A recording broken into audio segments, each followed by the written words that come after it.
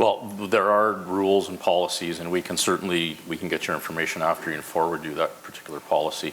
Mr. Shimko may want to weigh in on that one too. Because of resources, there is a certain area in school zones that we can clear. So that's part of our challenge there.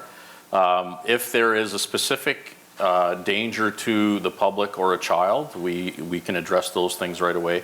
And usually because of the large volume of traffic in school zones or in drop-off zones in the morning and afternoon, if we're going to remove windrows, they're usually done later at night, or Christmas break is a time when a lot of that work is done, because it's just too disruptive to the school and to parents dropping their kids off. But I want to use an example about that too, and this is a parent who called me who was upset that she was dropping her child off into a windrow, and the child could slip down the windrow.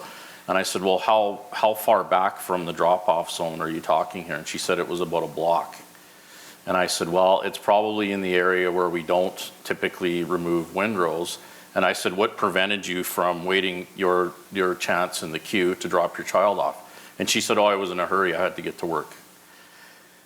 Those are the kinds of things we need to change. And we can't possibly clear windrows around entire school areas. It's too costly, and it's not necessary, quite frankly.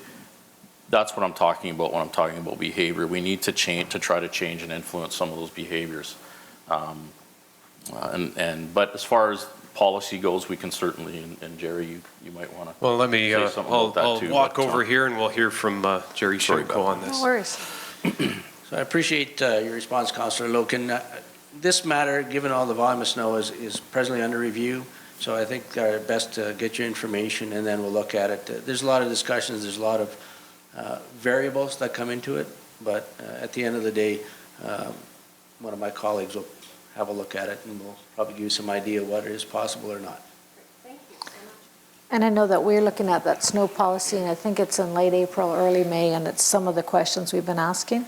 And I know if you'll notice this year, we did remove the windrows from schools earlier before the Christmas break just because of the volume of snow. But again, it's just a little bit.